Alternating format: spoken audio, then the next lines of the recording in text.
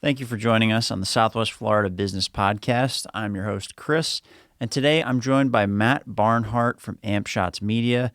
This was an awesome conversation because I got to finally sit down and talk with Matt. We'd been talking on social media for probably a couple months now. We ended up actually getting in touch with each other because I'd put out an episode with Keith Dobman from My Shower Door, and he had done some work for them in the past. And actually, just as a side note, that's a little tidbit. If you've got a podcast and you're interviewing guests, there's a good chance that one of your guests will know your other guests, and then you can book more guests. So there's a little life hack for you. But we finally got together and had an awesome conversation about what it's like to grow basically an art business. I mean, they film awesome videos. It all started with pictures of cars, and that moved into real estate, and then videos, everything like that.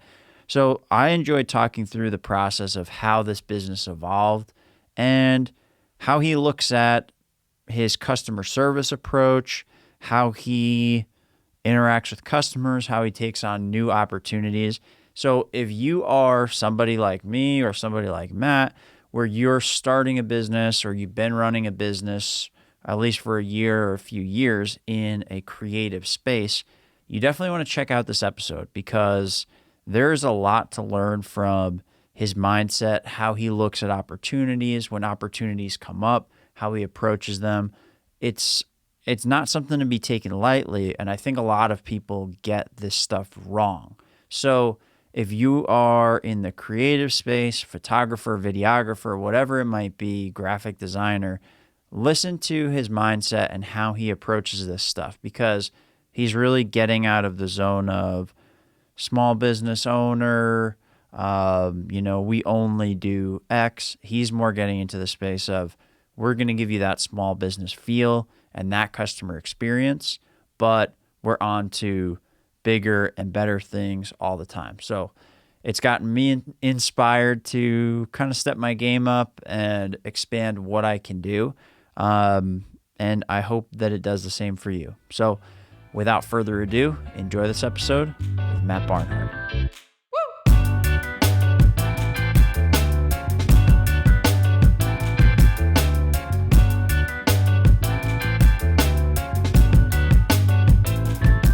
This episode is brought to you by Southwest Florida Podcasts. If you're a business in Southwest Florida and you want to use a podcast to grow your business, scan the QR code on your screen or visit the link in the show notes at www.swflpodcast.com. Enjoy the show. All right, Matt, thanks for joining me, man. I appreciate it. Thank you. The opportunity that you gave me, I'm super, super appreciative of. Thank you. Yeah. So we connected because you reached out to me on Instagram, I think. I did. And you're like, hey, man, I like your stuff. And then, I was like, okay, cool. And then a few days later, I finally got back to checking it out. I was like, oh shit, this is really cool. I guess okay. I was like, dude, this is good. This is good quality. And so before we get into AmpShots and kind of go through the history and all this stuff. The honey-do list over there. Yeah, the honey-do list. I want to talk about this helicopter video shoot that Let's you do did. it. All right, For so sure. I go on Instagram one day and I pull it up and I see this like cool intro, and then all of a sudden you're going up in a helicopter filming boats and stuff like that. So what was the shoot for? And then maybe we can dive into some of the logistics of like a shoot like that. Yeah, definitely. So being that AmpShots is a multimedia company and we offer services within motion pictures, still imagery, and graphic design, we're always looking to switch it up. Okay. We're always looking to implement our kind of twist on things, our own touch. Whether that's any industry that we go into, we always want to have a good time and let people know and see on the opposite end when they're viewing our work that we had a good time. It looks like it with the video that you sent. I'll splice some of it in with the clips that we put out. But awesome. It looks, I think you accomplished that goal. It looks really cool. Thank you. Yeah. So with that, we are actually working on a partnership with a local company, aviation company that does primarily private charters, but they also do a number of different services within the aviation industry. Okay. something new for me. Obviously I am nowhere near a pilot, nowhere near aviation at all. Sure. I think the closest to flying is, aside from that, flying on Spirit or Allegiant. Yep. So to coordinate something like that for one of our clients and whatnot, the whole idea behind it was to offer a different dynamic service for our marine and nautical clients. Okay. Being in Southwest Florida, we're surrounded by water, naturally. Water, boats, everybody's boating down here. Yeah. So a lot of companies that are in either brokerages or sales in the nautical maritime industry, they outsource a lot of their content creation outside of our parameters here from the Sure. Naples, Medina, Fort Myers area. Why should they have to? In the last 5 to 7 years that I've been shooting, obviously boats was not my main priority of I want to go do boats. Yeah. But it's always kind of the thing of, before I die, I want to say I did it. Yeah. I either sucked or I succeeded. Either way, it's going to be an S word, and there might be some S words along the way. But you did it. So we coordinated with some friends of mine and set up the first shoot. And that was honestly one of the coolest things. Hitting 110 miles an hour, leaving out of Pagefield and Fort Myers down to Naples in 13 minutes was incredible. Yeah. But aside from the dynamic, the adrenaline rush of it, having the helicopter provides for more asset when shooting. Drones are obviously very popular nowadays. Any retailer, Best Buy, Amazon is going to have them and whatnot. But you are limited to what you can do with drones and even the FPV drones too. Helicopters do provide more agility. You have a team that's with you, either 1 to 2 pilots that typically in this realm have already done something similar. They either have friends that one flies, one shoots photos, or they Sure. get hired out or something. So my goal is to bring that service to Southwest Florida, and it's not limited to just maritime or, the marine industry. We have rally clients that could take advantage of this. We have real estate clients that could take advantage of it. So within the 6 industries that we cover with Amp Shots, it's a multi-purposeful tool that we can use. Yeah. And speaking on terms of versatility and stuff, we're able to shoot photo and video out of that for the client and truly captivate not only on set, but when you're reviewing that, as you mentioned, you saw this great opening and then it just went even further and they kept going further.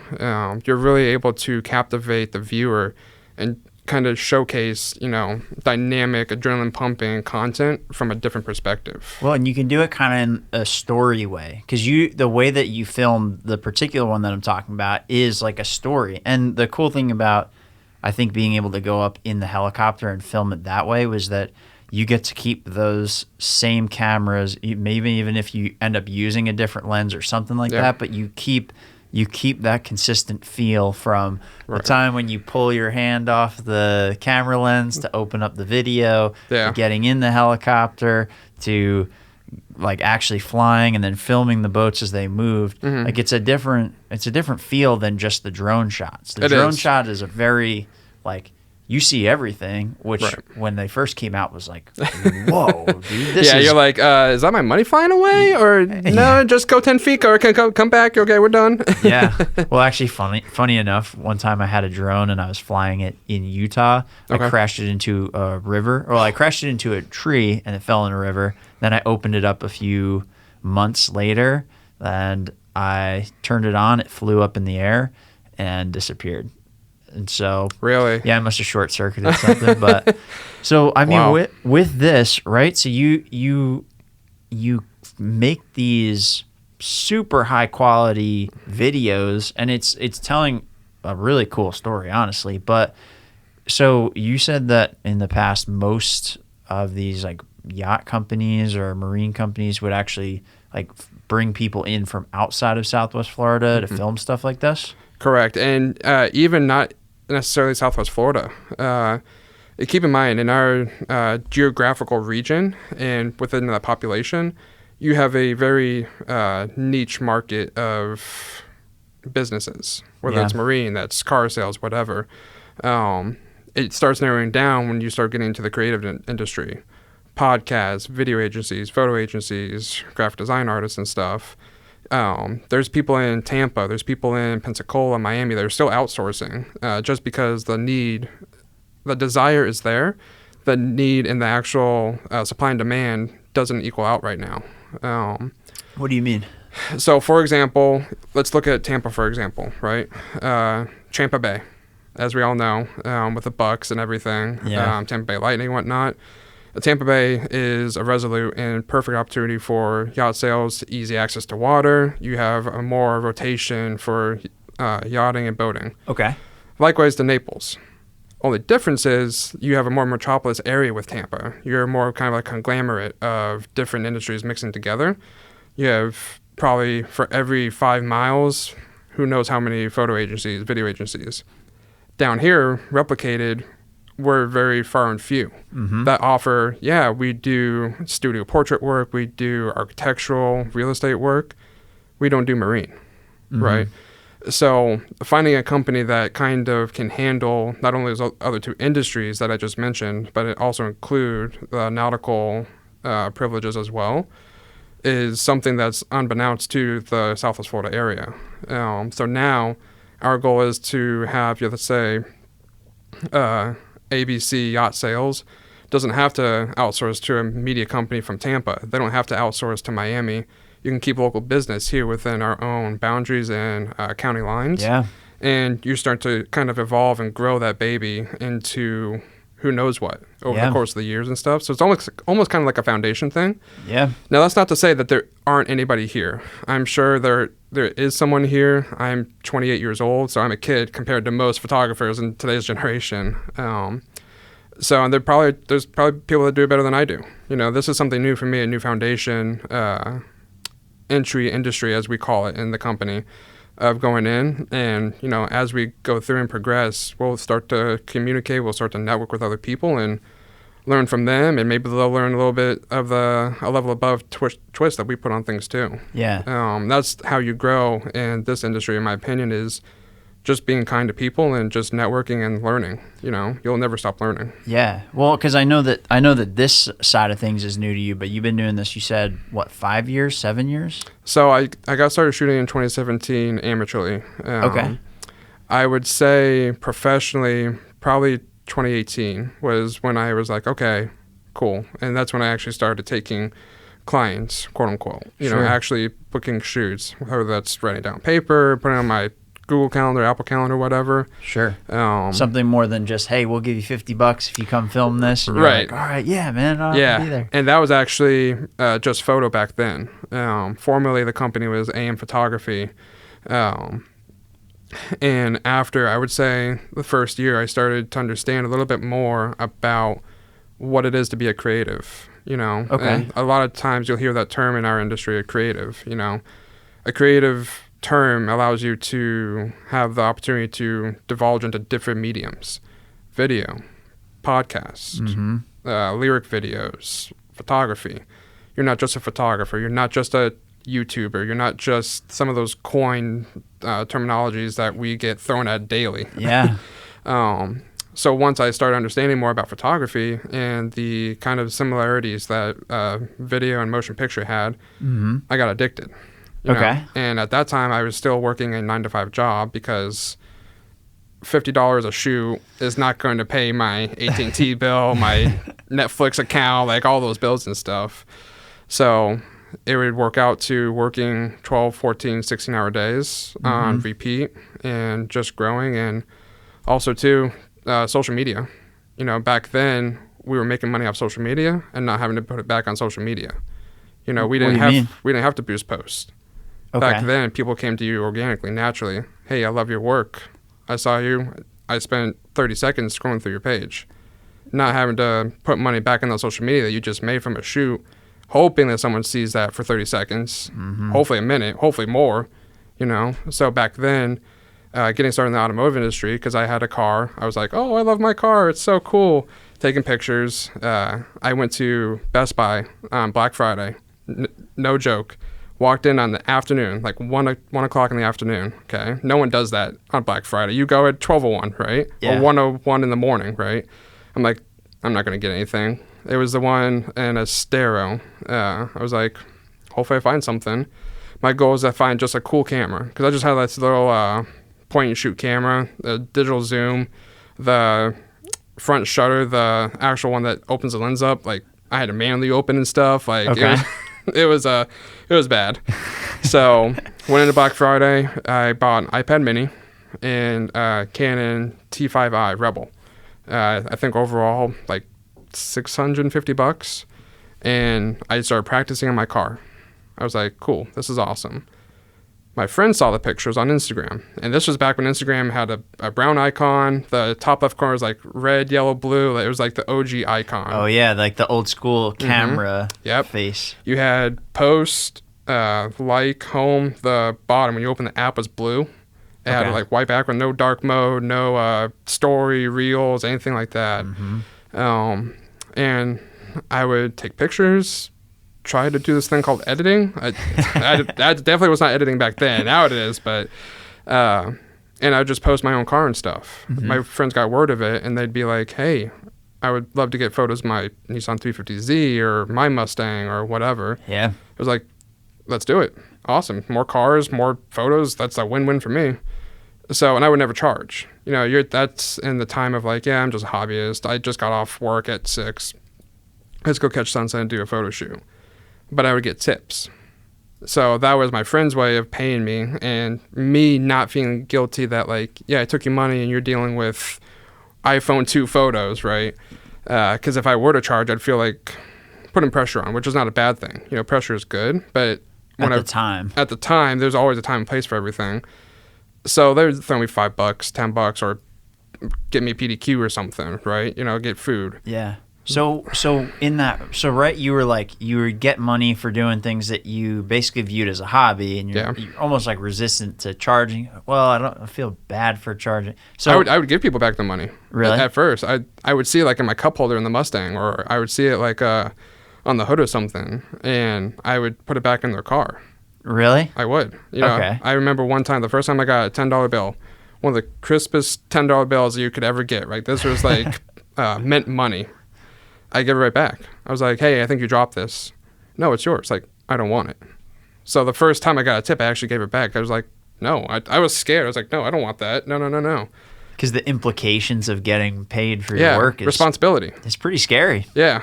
Yeah. And at that, you know, I had been in Fort Myers for, I want to say like maybe 2 years and stuff. So, you know, not a long time, but enough to have like a close circle.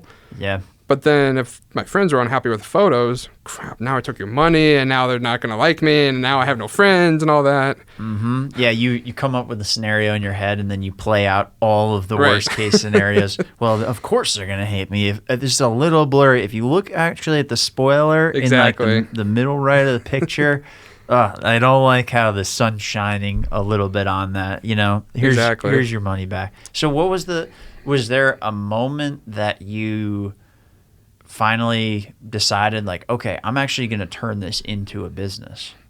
So over time there was, yeah. Okay. The tip started growing. It started at, like I said, $5, $10. Then it went to 20. Then it went to 40. Then 60. And progressively plateaued. And I looked at my girlfriend at the time and I was like, is this a thing? Is there a need for this? So, and then we started doing rolling shots. That was just doing still imagery.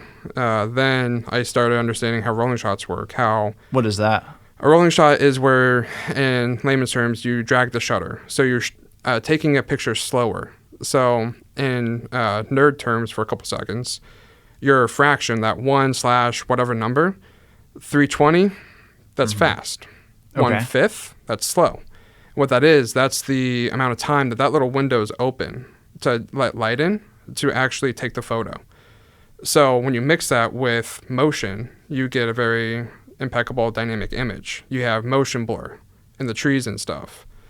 Now you do run into risk and failure with having to be still and balanced, because otherwise you're leaving a camera. Think about like if you ever trying to take a video or photo on your phone at night, right? It has like night mode. It like takes a long time to take that photo. if you move it just ever so much, that photo is like, oh my God, did I just go to the bar last night? Even though you're completely sober, right? Yeah.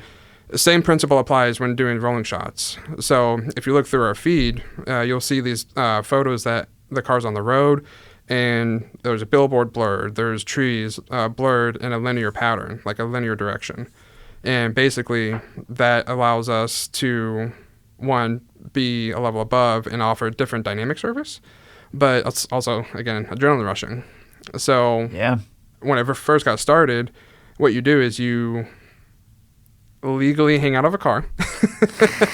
At the time, I was shooting out of windows and stuff. So I'd roll down the window, you coordinate with the car that's with you that you're shooting. They go the same speed as you, and you start shooting. And what that's doing is the subject is still with you, going the same pace. But the background is blurred. Exactly. Okay. And that really just creates this like stunning image that, sure, you could Photoshop it. We've done Photoshop before. Certain things that are either just too dangerous or just other constraints that we weren't able to match up to. Sure. But the more natural image, just like anything, it's going to be more beautiful. It conveys better. Yeah. I don't know why, but you can tell. There's certain things that you can't tell, but you might not be able to tell when you're seeing something that's Photoshopped, but you almost can tell when something's not Photoshopped, and you get the natural feel. Exactly. There's something that stands out about it. Exactly. So I started doing rolling shots, and looking back, they are not rolling shots to what we're doing today. But it was a stepping stone, right? It was. It was the foundation that you built everything else on. Exactly. And over time, we started growing more and stuff, and we started AM photography officially. Okay. And I was on a shoot one day, and this is talking about how we turned into a 5+ industry-wide brand now. My very first supercar shoot that I had, it was a Audi R8, the V10 Plus. Very first supercar I ever shot. So obviously, naturally, I'm a kid in a candy store. Oh my gosh, can I just give you my house? Like, let me shoot your car. It's great. The owner was a realtor, had a brokerage and whatnot, and we were on set shooting off of Daniels Parkway. At one of the spots, he saw a photo again on Instagram and was like, wow, your work is awesome. Can we set up a shoot? I was like, yes. Can you just get here now? Yeah. So time came for the shoot and whatnot, and we're, chit-chatting. A big thing for me is customer service. Obviously I want to have a quality product, but I also want to be a quality person with that too. Because, you might 110% like the product.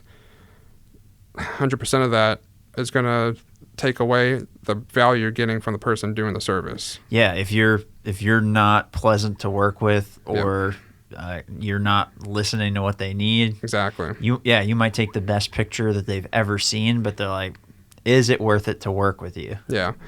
So that's been a huge, foundation for me, the way I was raised and stuff, from my parents and all of my friends and stuff. Sure. So as the shoot progressed, he's like, have you ever done real estate photos or house photos? I was like, no, but I'd love the opportunity to.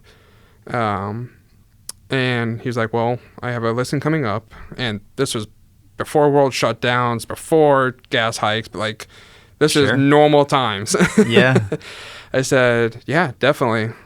So after the shoot, I went home like, how do I shoot a house? I normally shoot the things that go in the garage of the house. I don't shoot the actual thing that is housing the thing I normally shoot. I shoot cars that go in garages. I don't shoot houses. Does this come back to the YouTube Academy? Academy? It was fantastic. A full ride scholarship. So he got the photos back, and he gave me a phone call. And that phone call, you'll hear it time and time again. If you ever meet me in person, you'll hear me say it. That phone call is what rang with me and still sticks with me, and is the, again, stepping stone that led me to the solid foundation I have now. He got the photos back, and I would literally text them to people, because I didn't know about Dropbox. I didn't know. I'm literally 2 years in the game. I didn't know what to do. Sure. He took a screenshot and sent it back to me. He's like, you went a level above any of the other clients I've dealt with, any of the other vendors I've dealt with. Your personality is great. And just those 3 words, like, for some reason just resonated with me. A level above. Yeah. It's a very common sentence. It's a very anybody can say it, but can anybody do that? So had the house shoot. It went well. It went great. The photos, he was obviously knowing that I shoot cars. I don't shoot homes, but he was understanding and willing to kind of grow with me a little bit. So that allowed for the expansion and networking. Hey, I have Matt here who he does car photos, but he's also looking to get into real estate and grow his portfolio. And again, the same thing, that orbital of I don't charge. I want to build my portfolio. I want you to tell me I suck. I want you to tell me that you wouldn't show this to a homeowner or something, because if I keep doing the same thing 5 times, that 6th time is going to be, oh, this is great. And then someone's going to tell me in my face, and I'm just going to just drop dead meltdown, you know? Yeah. So as we progressed and whatnot, I started getting into my home, started listening to homeowners, started just doing the things I know best. Be human. Yeah. You know, and understand the skills that I have can be beneficial in a business asset and also the personal asset. You know, it could be someone who wants to sell a home and they don't want to really do it brokerage. They don't want to do realtor. You know, so many different opportunities and stuff that I was like, this is really great. Yeah. That being said, this is 2022. We now are a 6-wide industry. Just from the, founding principles of no, but let me give it a try. You don't know if you can do it until you do it and you fail. Yeah. Right? One of my big things is you won't know how successful you are until the very end. Because you're always building up to that. The very last breath, you could have $1 billion. You could be Jeff Bezos' son, Elon Musk's son, all these celebrities, whoever. But success isn't defined by in the moment. It's defined by a legacy that you leave behind. And not even financial. It's defined by how many people you've reached out on Instagram and just had a conversation with, So we went from automotive to doing houses. Hey, do you do portraits? I want to do family portraits while I'm in the house shooting. No, but I probably could. Do you have examples? And showed me some examples of Christmas photos. So then I got into doing portraits. At a portrait shoot, the aunt and uncle loved them, so I would shoot the grandsons for the grandmother for football, for whatever, athletics or whatever. Hey, do you do weddings? My niece is going to be getting married. Okay, sure. Yeah. And then just evolving and whatnot. Yeah. And here we are today. That's cool, man. Well, it's interesting you say it's kind of about the legacy, but one thing that I'm finding too, as I'm going through this stuff, it's kind of defined by those individual moments, though. It is, and you don't know what's happening in the moment. And a lot of times, what I found for me with some of this stuff and figuring out where the business goes and how it evolves is a lot of the times the things that end up changing the most and making the biggest impact, you're pissed off almost when they happen to you, because you're like, right. How dare that person say this thing? Right. No, I'm doing good. And then you're like, am I doing this right? Now you look back at that in 20 years, and those are the memories that are going to stick with you, right? Yeah. It's going to be, you're always going to get praise. You're always going to get joy and stuff. That's easier to do as humans, It's those why did she say that? Yeah. I talked to her nice. I treat her nice. I went the extra mile for him. Why did he do that, But it's those memories that you look back on like, okay, wow, that maybe was like a roadblock then. Now I see why that was a roadblock. There's two-way streets. Mm-hmm. So. Well, and sometimes the feedback or the advice comes as a real hard pill to swallow, and it's like sometimes it's a kick in the teeth, and you're just like, oh man, I can't believe they said that, and then you're thinking like, I can't believe they're right. Right. Especially in your industry, you talk to people. Yeah. All you can do is praise, and hopefully the conversation is good enough. Otherwise, people are like, no, that was terrible, and you got to overcome it, right? Yeah. Well, and that's right. So it's interesting that you had the free aspect in doing things for free, because I feel similar in that way of I started all this by doing it for myself. I knew I wanted to start a business with this, so end up doing everything where you can mess up on your own stuff, which is, I think that's a good way to start. Definitely. and even doing this podcast, like with the content stuff that we create after the fact, a lot of it, all of it leading up to kind of where we're at now. I did a lot of stuff for free to build out the base, to have something to share, because like with your portfolio, you can basically now go to somebody who's asking for services and say, oh hey, we charge this much and here's our work that we've done. Like you have something to point to. Exactly. I don't know, so it's I ended up going a similar path, but how do you view it when you go from not charging to starting to charge? Like, do you have anything in your mind, maybe like past or something that comes up that puts some sort of block on you being willing to charge or asking to charge people for a creative service, or charge like a premium amount for a creative service? Because you offer top-notch stuff, just looking at your work. Thank you. How do you, is there a moment where you go from like not being confident to being confident, and what's that like? Sure. It's, end of the day, value. Okay. You take a look at a lot of corporations, Amazon, Citigroup, Gucci. At the end of the day, those CEOs, those founders, those ancestors to those companies had value before they became these megatropolis companies and whatnot. I think as, a small business, then that's what AmpShots is. Granted, we do appear as a, large scale, and we, act and orient ourselves as a large scale premier media company, agency, whatever you want to call it. But end of the day, our mindset is mom and pop. We want to be that corner store studio freelance that you go in, chit chat, do business, cool. Chit chat for an hour, cool. Whatever, the case might be. Regardless, you're going to find value. Yeah. You might not spend money with me then, but you might spend money with the next time. You know what I mean? Yeah. So I think it's always a difficult, propaganda, especially starting out. As I mentioned, I gave that first $10 back. I was like, nope. My fingerprints are on that now, right? Yeah. It's just, when I say value, there's two sides to that. Yourself, starting out, and also for the customer, for the client. Photography is a very saturated market. It's a given. One of the most predominant saturated markets is going to be portraits. It's going to be pets. It's going to be cars. Two of those don't really interact with you. Cars and pets. Yeah. So that really only narrows you down to portraits and stuff, and doing family photos, Groupon, stuff like that.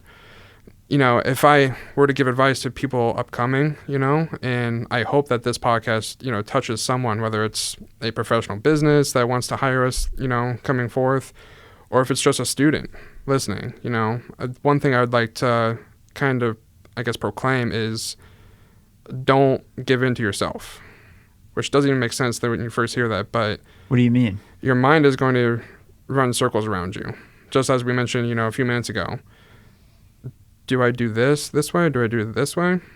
End of the day, when you're first starting, you're going to figure out what's the most valuable. Is it gaining $1,000 for a photo shoot?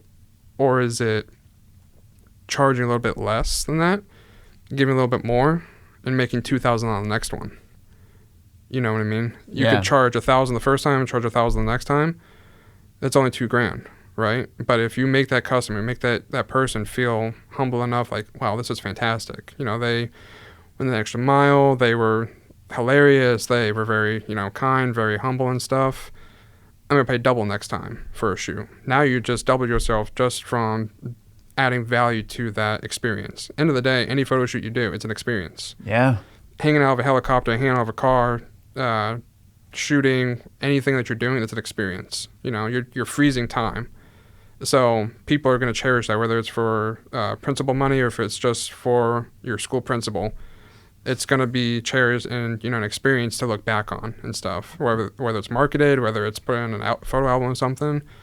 So I think the biggest thing is, financially, figure out what you can do. Do marketing. Every quarter we kind of go through our feeds there, and we just kind of look like, okay, could we be charging more? Could we be charging less? It's not always more, especially in today's times. We're coming out of a 2-year progression. I wouldn't say recession like back in 2008. We're progressing forward in times that our generation is not accustomed to. Yeah.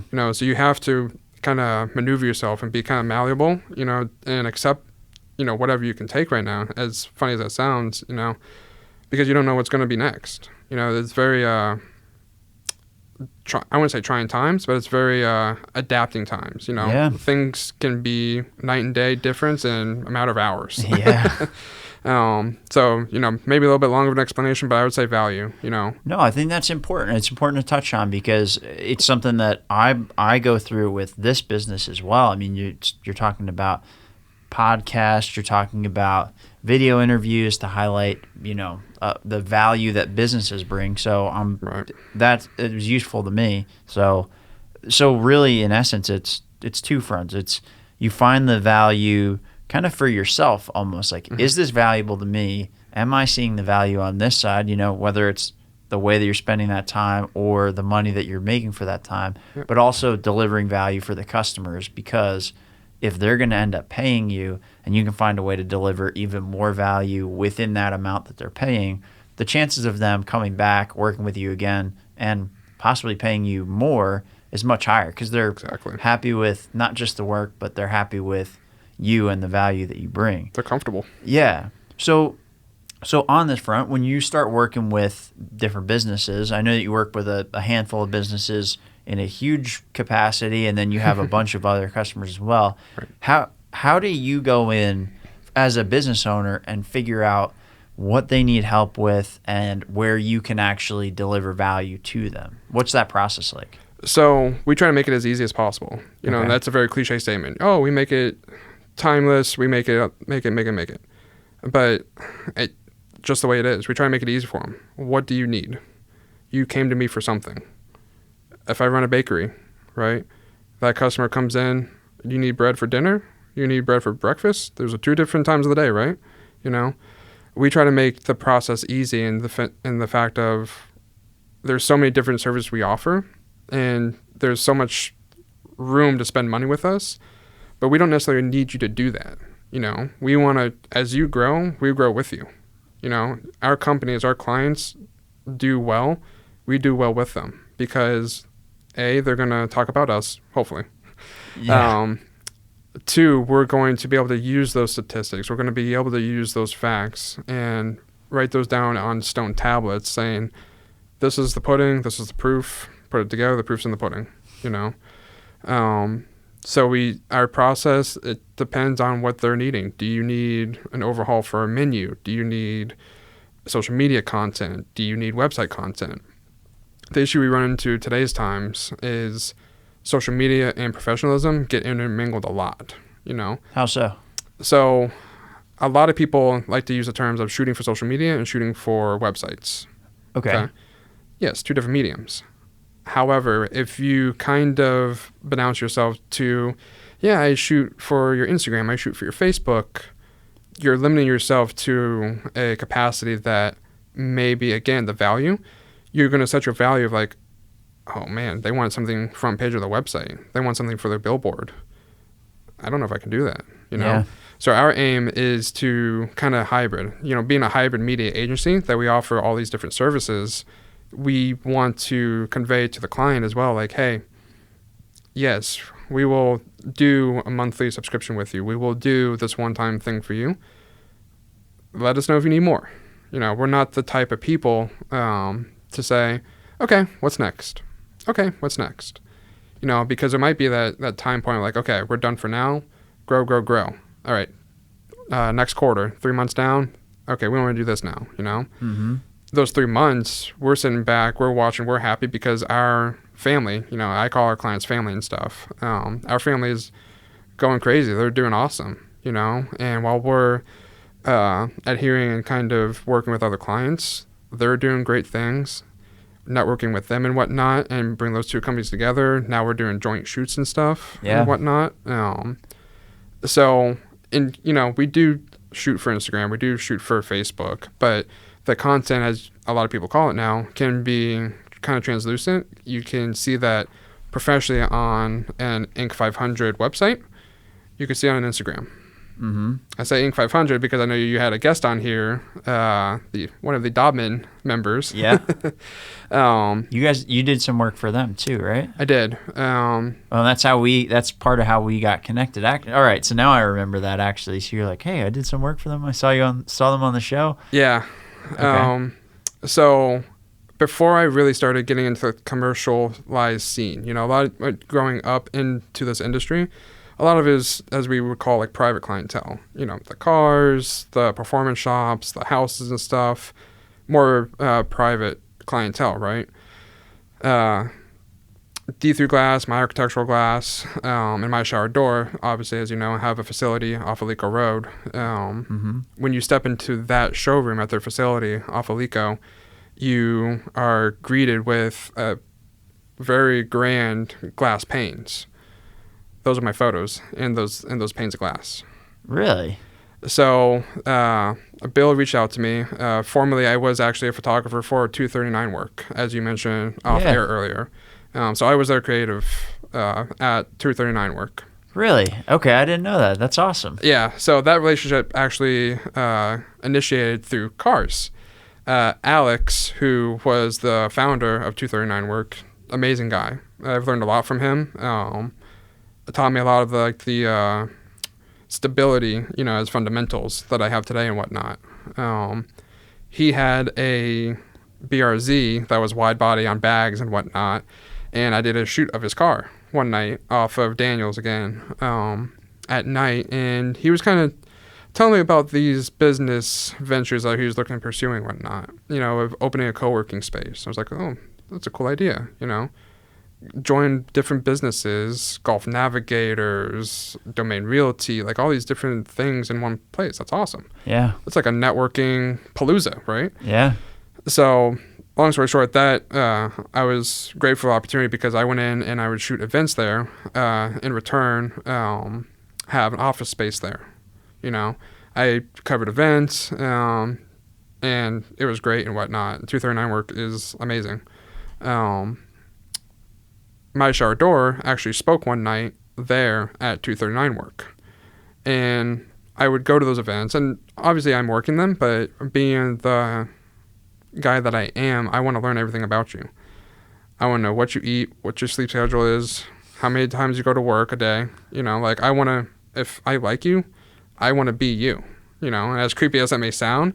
Sure, but you pick up you try and learn from the people that you see succeeding. So like somebody like Keith especially, it's just like he's doing all these things. He's out there. He's on social media all the time. They're growing this huge business. It's like I get it. I know you said it like jokingly, but yeah, I understand. You like try to find those people and you emulate the successful aspects. I mean, learn from the worst and listen to the best. Yeah, it's a good quote. So I was speaking with Bill one night who was speaking there afterwards, and for 5 minutes, it wasn't a long time, but that 5 minutes was 5 hours to me. Taking in like a sponge all the key fundamentals that growing up, I still remember the story that Bill told me of. They had this huge corporate job up north, and their truck broke down with glass on it. And it was just one of those make it or break it opportunities. Like, that was the job. Like, you do that, that person is going to send you so much work. They sent a tow truck to the van or the truck that from my shower door, towed the truck to the client's house with the glass on it, and still executed the job. Yeah. So it's, capacities like that I learned from him, Donna, Keith, all of them over there. I was like, that's awesome. So fast forward to, I want to say it was 2018, 2019. It was before the pandemic. Okay. They reached out to me because of the type of equipment that we use. We are predominantly Sony driven. Love Sony. Sure. # alpha, right? So they use a printer that prints like on baseball stadiums, like, those big banners and whatnot. So to do so, you can't use an iPhone because you have megapixels, you have certain statistical like metadata that you need to have to actually blow up an image, right? So they reached out to me and said, hey, we want to combine our 3 babies together. So if a client comes into our distribution and headquarters here, they see what all we have to offer. The design, the production, and the architectural side, like D3 glass, architectural glass, and all that. So I was like, that's awesome. So I was actually blessed to have the opportunity to actually tour the facility before the grand opening. They gave me a tour of the executive offices on the top floor and through the manufacturing facility in the back and whatnot. Super overwhelming. You're walking through this place that no one other than, internal company has been through. And still a kid. At this point, I can't remember if it was 24, 28. Yeah, 23, 24. That, working and talking, having conversations with Inc. 500 people. Yeah. The Inc. 500 is 500 of the Inc. 5000 of fastest growing companies in America. So a lot of people would dispute that and like, oh, that's cool. But to be able to be in the same room, let alone walk through their facility of someone that's nationally recognized as just doing amazing things, like that's incredible. Yeah. So sum it all up, we ended up doing different shots within the facility, and one of the goals was to have the all up front. So like I said before, when you walk in there, kind of like stone pillars, so you can almost like walking into the facility, you kind of like see, you see the huge cutter, you see the design, like all these big machines that play a part in the fundamentals of My Shower Door, all their companies and stuff, all their sub brands, all in one place. And bringing that vision together. Yeah. And again, just coinage that we have, that was really a level above for me. I even have a photo on my phone of shaking Bill's hand and stuff, and we're still very, very close today. The Dobbins are just those type of people that it's family. Whether you're adopted in, whether you're a business, like they're just kind, gentle people. And, you resonate with that quickly. Yeah, I mean, like Keith was the first person to come in and that was the first podcast that I listened to. Yeah, and he came and did the other podcast that I have and just helped out, introduced me to a bunch of people. So, I mean, and it is interesting, kind of your approach too of just go work with people, like find these people, meet them, go work with them, see what it leads to. Because I interviewed Keith. And then I put that out there. Somebody reached out to me. His name's Brian. He's like, hey, I left a message on LinkedIn and said, hey, I'm interested in doing this. He came in here. I interviewed him for the show. His son is now an intern for me. I went to a mastermind that he put on last week. By doing that, I got to meet business owners from around the country. Right. That totally changed the way that I look at the services that I offer, made me realize, hey, you should do this, you should stop doing that. You're underselling that. The value of this is way higher. Look at this. And it's just, It's kind of crazy the amount of people that you get to meet by just doing something like that. Just kind of going, taking a chance, seeing what happens. Sometimes even if you don't know what the hell you're doing, you're like, all right, I'm going to figure this out.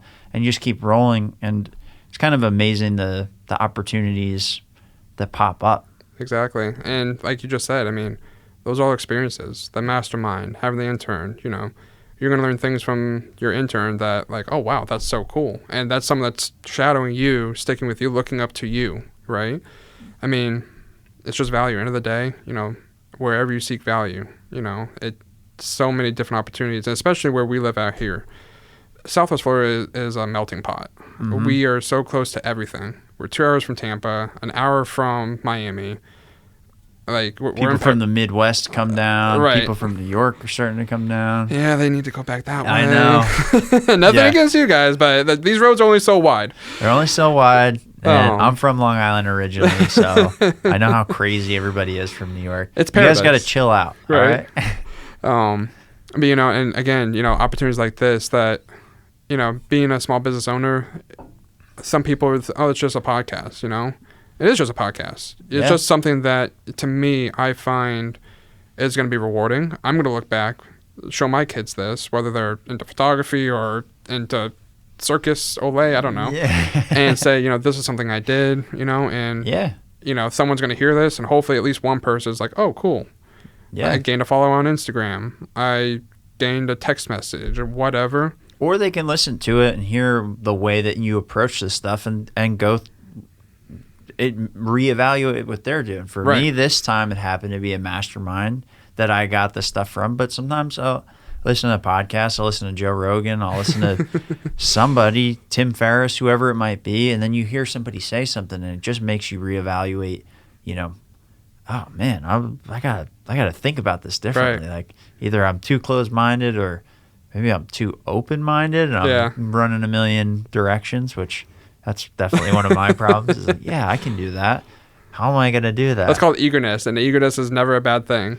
That's excitement that can be used in so many different cool ways. Yeah, well, I don't know. I need a nickname that incorporates eagerness or something. Like somebody called me a squirrel one time. They're like, "Hey, you got some great ideas, but can I tell you something?" I was like, "Sure." They're like, "You're like a squirrel. You're like running in every direction." And I was like, I don't think that's a compliment. Right. They're like, it's not a compliment, but it's not a compliment. And again, that's going to be one of those memories. Look back in 20 years. Why did they say that one thing, And that maybe not necessarily fuel a fire then, but that's going to stick with you. And that's just who you are as a person. Yeah, well, especially when it comes from somebody you respect. Like the guy that told me that, I follow him on Instagram. I see the stuff he makes. Like, it's helped me figure certain things out. And yeah, when somebody like that tells you something, you listen, right? It's like your conversation with Bill. It's like, you have those moments, and a smart person will listen to that because you look at the success that they've had in building these things. It's, this guy knows something. Let me listen. Exactly. And just keep an open mind. One of the other things that Pitbull is one of my role models. I listened to Pitbull ever since in middle school, high school. Okay. I gotta be honest. I did not expect you were just about to say that. It's always unexpected with me. Like I said, and mainly, obviously, the Latin culture is beautiful. Whether it's in the emotion, it's in music and stuff. It's just culture, right? Yeah. A Pitbull just resonates in business, he is in everything, whether it's the grand opening of the Hard Rock in Fort or Hollywood over there, to having his own, liquor companies, vodka and all that stuff. Yeah. But one of the things that stuck with me was his intro for his Planet Pit album. This is back in the 2010 era, 2008 to 2012, right? He had an intro for his album and whatnot, and in that intro, it's a maybe 20-30 second thing. It's what he would go on live sets. That's his intro to introducing himself to the audience, right? He pre-recorded that on his album, which is kind of cool. It's kind of like DJ Khaled's "We Did Best," or hopefully nothing gets copyrighted here, but yeah, right. In one of the lyrics is he is in the music business, but half these fools don't know music, don't know business. And that stuck with me. I was like, that's kind of cool. It sounds good, but also I spun off of that. That's cool. And growing up, I would watch interviews on YouTube. Mm-hmm. I would watch interviews with Pitbull on the Today Show. I would watch interviews anywhere, forums, articles, whatever, and understand, why did he write this album? What was he feeling during this? And one of the things in an article and video that I got was he was talking about the music business, right? It's music and business. 10% music, 90% business, and that, again, has stuck with me. Like I said, I'm 28 years old, so, I heard that back when I was a sophomore in high school. You know what I mean? So that's something that resonated with me over all these years. You could give 110% of that 90, I own a media business, a photography business, right? 10% of that is the that 10% is going to be my all out, that That's not saying only give 10% effort. You know, my all-out effort only makes up a certain portion of my photography, my media business. It's the business side that we've been talking about, the value, the, you know, why do this, that resonates. And any room you go into, you don't know who you're going to meet. I could have walked in this door today. You could have had, you know, the governor here. You could have had the mayor here, you know. You'll never know. Sure. And just understanding that as through life and stuff, whether you're in photos, whether you're a scuba diver, whatever, like just always being open to listen. Like you said, you know, you never know what you're going to take in.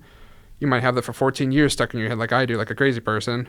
It's not crazy. Or you might, you know, only think of certain things and it might not work with you. You know what I mean? Well, yeah, that's not crazy at all. I mean, that's paying attention. It's paying attention to the world. It's paying attention to the universe, the universal flow, all that kind of stuff, however you envision it, right? But I have the same thing from songs. Like song lyrics will stick out to me, just that have been in my head for 15 years, like that are critical, that are fundamental to who I am as a person, that I heard when I was, you know, 12, 13, 14 years old, when, you know, kind of when you're just starting to get into music and figuring out like what stuff you actually like and what resonates. I mean, that's part of the reason why I do some of the stuff that I do. Like this piece is business, right? Like this particular thing, the business podcast, Southwest Florida podcast, and then the other services that I'm rolling out now,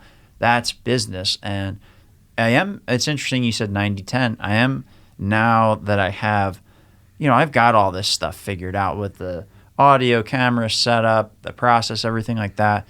That used to be the 90. That was the 90. And now, you know, now that's getting more towards the 10, and then the business side is actually taking over. But with the music I make or the other podcasts I do, and even with this podcast, and when I get to have conversations like this, there are things that you can talk about. There are things that you can put out there that it'll find somebody at that right time. And you don't know who you're going to put this out to and what message they're going to hear. Because there might be some kid that's 15 that saw your stuff on Instagram that happens to listen to this. It's like, damn, dude, this guy knows what he's talking about. Like, I want to do that. Oh, I want to do that. Or even if they want to do something entirely different, taking what you learn and applying it here, you can do that. Like Pitbull has all these other things. He performs on stage. He does all this stuff. He's a musician. But now you take the same principles and you apply it to photography, videography, your customer service, the way you deliver value. And some of that stuff comes from like a simple comment or really an intro track on an album that led you to finding these other comments and things like that. You don't know who you're going to meet or what kind of stuff you're going to come across. You got to just pay attention and be open to that. Funny story about Pitbull is I worked at a call center in Orlando one time. When I was probably 22. I only lasted 2 months there. Just not your feng shui? It was borderline scam. I found that out later on. But you were just reading your script like 35 times a day. But one of the girls that worked there, she was a professional dancer, and not just like it's not like, oh, a professional dancer and then like stripper or something. It was like she was literally like a professional dancer, and she would dance for Pitbull on stage. So awesome. She would work in the day, and then she'd go to the Orlando Executive Airport and get on a private jet and fly to like Oklahoma or Colorado wherever the tour was. She would perform for like 2 hours and then fly back on the private jet to Orlando and leave. But so she was like, hey, if you want anything signed from Pitbull, let me know. And a lady, her name's Rhiannon, that I used to work with, she like loves Pitbull. She loved Pitbull at the time. So I got a book for her, and I gave it to this girl. She got it signed from Pitbull, and I gave it back to Rhiannon. And she's like, we always talk about Pitbull now. Like, now you have that memorabilia. Yeah. But she said he was super professional to work with. Like he never like hit on the girls, like did sleazy stuff. She was like total professional. So when you said the 90-10 business thing, I was like, yeah, that makes total sense based on somebody that knew him directly. That's how you make 90 million, you know? Yeah. No matter what, whether you're performing on stage, funny enough, not to get too sidetracked, so my parents own an architectural firm up in Punta Gorda. It's been in business since 1969. Okay. Specifically in custom homes. They dabbled in commercial before that all got crazy and whatnot. So now it's really just, private custom homes and whatnot, and they have contractors, obviously, right? So the reason I bring this up is Pitbull has his own bar, iHeart 305. It's a franchise. He has a couple different locations and whatnot. He, obviously, Mr. 305, Mr. Worldwide, right, loves Miami. Ocean Drive is his beach, He actually, I want to say, bought part of the Versace Manor, and that's where one of the locations, I guess you would say, like the flagship of iHeart 305 is at the Versace Manor. Okay. Oh, okay. Which is located on Ocean Drive. One of my parents' contractors actually did the construction work for iHeart 305 for a Pitbull, for Armando. That's pretty sweet. So again, small world, this global instrument, Pitbull, you're coming back home and although my parents didn't have a direct affiliate with that specific project, I'm a third party to that experience because of my parents knowing someone doing work for him and stuff. And they, the gentleman, the owner of the contracting business, said the same thing, like very professional, like super fun, super cool, but it was all about execution and making sure that everything was done proper, and happily. Yeah. So. Agreed. Well, I want to pivot here because I want to ask you about your blindness. Blindsidedness or blindness? Well, your overall blindsidedness. Right. No, but so you're half blind, is that? Correct. Okay. So when you told me that on the phone, after I had looked at all the videos that you make, I was like, oh, wow, this shit's really good. And you tell me that you're half blind. I was pretty surprised to hear that. So how does that work? Yeah, it's something that, again, I'm not one to be secretive or modest or anything. Like, the way you see me now, just like a celebrity would, the way you see me now is going to be the same way I walk down to get in my van and go back to Santa Barbara where I live. So I'm always about, they're not even secrets, so telling people where I came from, who I am, and where I'm going, So being in the media industry, you kind of need your eyes to see things. And otherwise, you are going to get those harmful comments of like, stop. Yeah. So I have an eye condition called keratoconus. Keratoconus is an eye condition that essentially the cornea, hopefully all the cameras can see this, the cornea starts to form, it's flat or circular, I guess you could call it, orbital, because it sits over your eyes, starts to form into a cone. Okay. And with advancement, if there's too far in progression, it will split and tear open. So this dates back all the way to when I first got my license. That's how far back this story goes. We're not going to go that far back. I will keep it short and sweet. But I went to get my driver's license. And to do so, as you know, you have to do a vision test. They have that little box, and you have to look into the box, and do you see it? And they kind of gauge, how well your vision is. And then depending on what you rank or score within that test, they put a rank on your license. Needs this additional support, whether it's extra mirrors or a certain light or something. So, like I said, I'm from Punta Gorda. So I go into the Punta Gorda DMV. I do my test and everything. And you do the vision test before you go drive. So I'm looking in this box and I can't see anything. It's like just pure white. And I told a lady, I was like, hey, I don't think it's on. Looking back, I was very rude as a kid. I was like, hey, this isn't on, this isn't working. Probably should have reworded that a little bit better. Now, looking, hindsight's 2020. I told 2 or 3 times, hey, I don't think it's on. And she just kept looking at me stern. This dumb little 16-year-old trying to get his license, telling me how to do my job or whatever.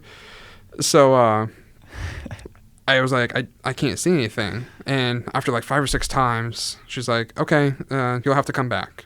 And my mom was with me at the time, and we went to the vision thing. But my mom looked in there, and she's like, "No, I see the bars. I see what you're supposed to be seeing."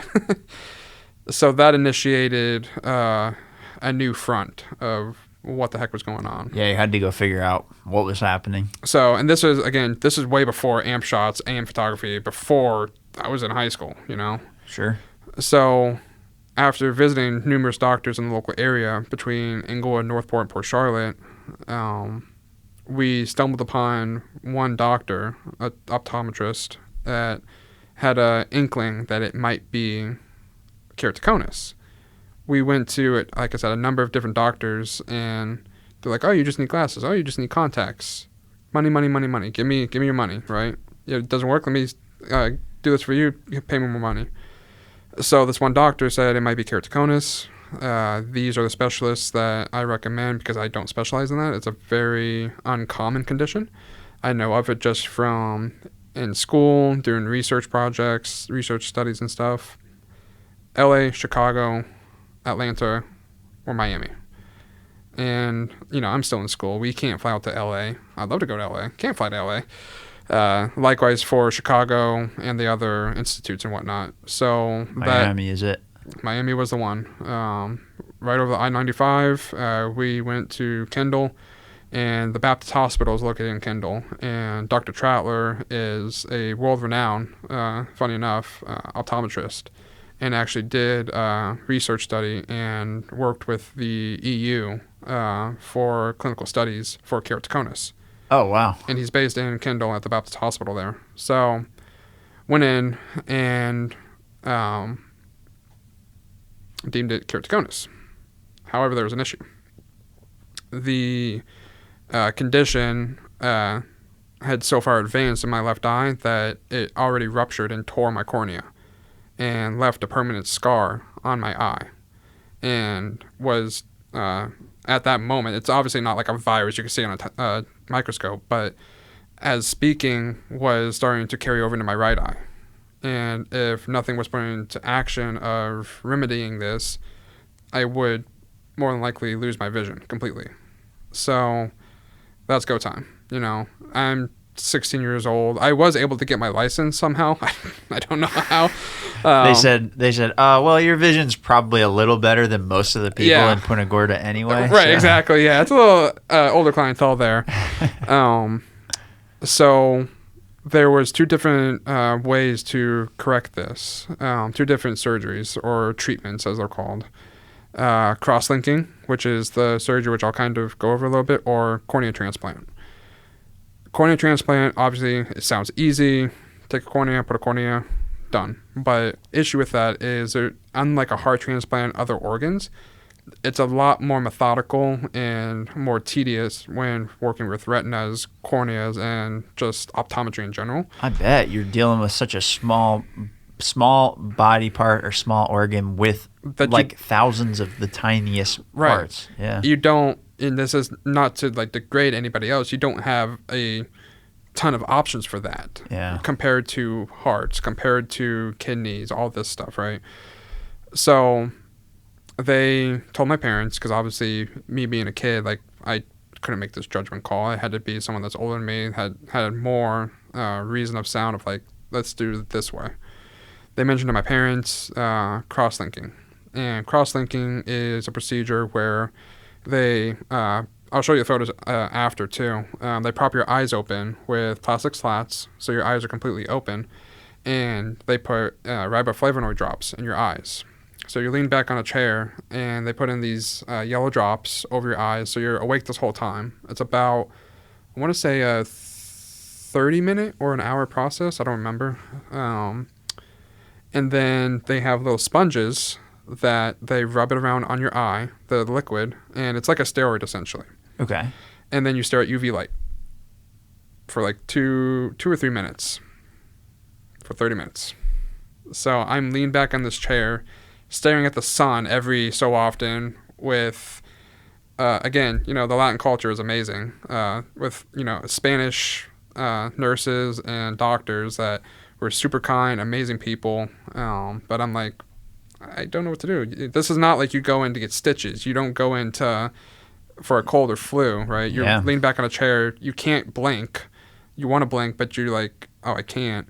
And you just see this yellow drop come on your eye, and the whole world turns yellow. So, long story short, I've had 2 surgeries in both eyes. We were able to stop the progression in my right eye, but unfortunately, due to the weakness in my left eye, my tissue is not strong enough for laser buffing. So I do have a scar in certain lighting, which even in this atmosphere, you might even be able to see it at certain angles. I have what I call like a Harry Potter scar.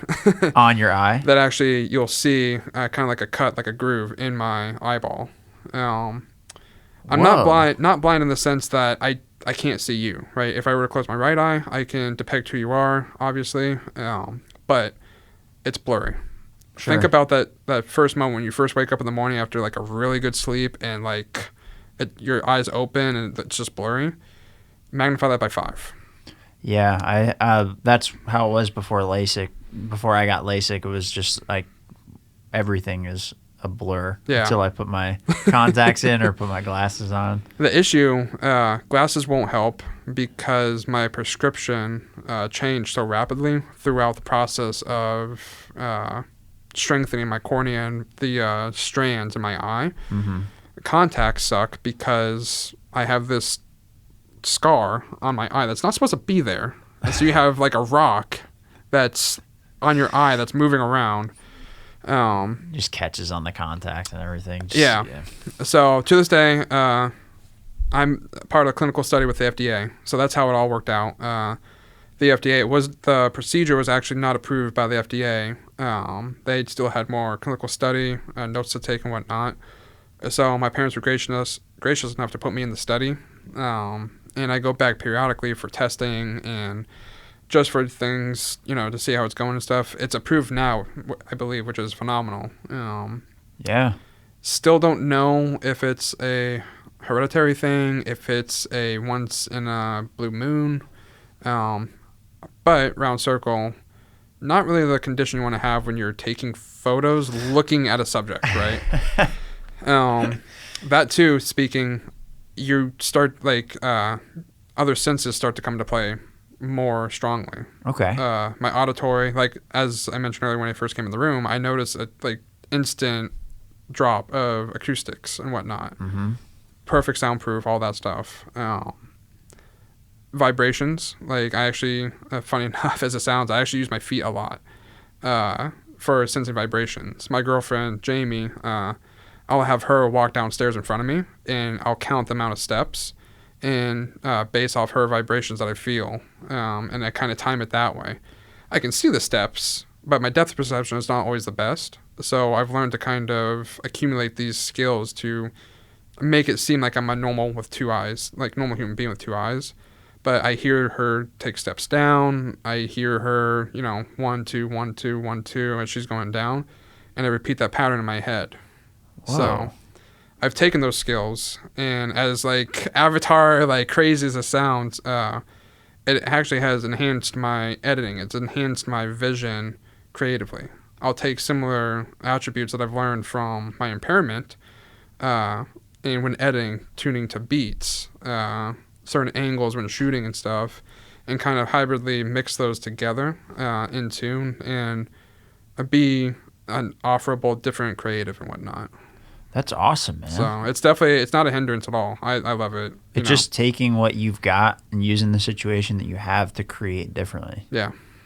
And that's what media is. That's what content creation, that's what photography is. Be different. Well, and one thing I'm realizing too, as I go through and create this stuff, create music, all this other stuff, there's so many rules that you can follow, but a lot of times you end up creating these rules for yourself that there's no point in having them. You just tell yourself that you're supposed to follow them, or somebody else says you're supposed to follow them.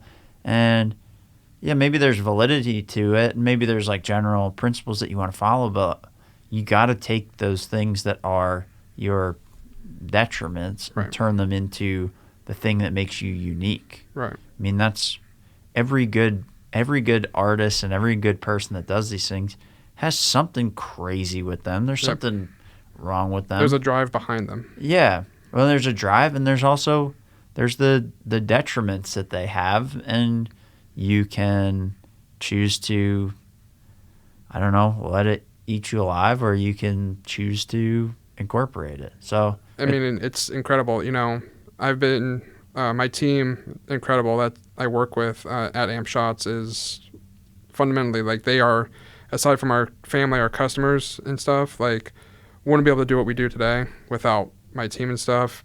We've been published 8+ times in various publishments throughout Southwest Florida. Naples Lifestyle Magazine, formerly as well, that I'm sure you know of. Yeah. Fort Myers Lifestyle Magazine. You know, a kid that has a vision impairment. One of the things that you'll see, because we follow each other on Instagram, you know, I have a fully focused mindset. You know, half blind in reality, but fully focused mindset. And that's one of those, you know, Pitbull sayings, I guess you would call it, that I randomly will post, you know, because I could be blind in both eyes, but, you know, I know of world-renowned phenomenal photographers, artists, painters that can visualize through auditory, through scent. Like, it's just one thing, you know? Mm-hmm. So just be different. Yeah, agreed. Well, dude, I think this is probably a good point to wrap it up. But before we go, where can people find you, and how can people get in touch with you to work with you? Definitely. Well, before we end here, I want to thank you again, Southwest Florida Podcast, for bringing me on and kind of letting me explain my story and whatnot. Yeah, absolutely, man. This was phenomenal. You guys have a great studio, great personalities, everything. But if you do want to work with us, you can find us on pretty much any social platform. You can follow us on Instagram at AmpShotsMedia, also on Facebook, facebook.com/AmpShotsMedia, YouTube, AmpShotsMedia. Cool. You can visit our website to see some of our portfolio work, as well as reach out to us via our contact form, ampshots.io. You can send us an email, info@ampshotsmedia.com, for any inquiries or any questions you may have on your creative project. And we want to go a level above with you, because when you go a level above, we go with you. So yeah, hell we'll yeah, man. Good. All right, cool. Well, again, thanks for doing this. I appreciate it. Let's do this again at some point. We'll figure it out, and we'll circle most back definitely. to Hopefully time. by that time we'll be 12 industries in. So we got to double it now, right? Yeah. The pressure is on. Agreed. Well, Awesome. Yeah, then I'll stay on you, and if you can't come back on until you hit that 12 industries. Perfect. I appreciate Thanks, it. dude. Thank you so much. All right. Thank you, everybody. Have a good one.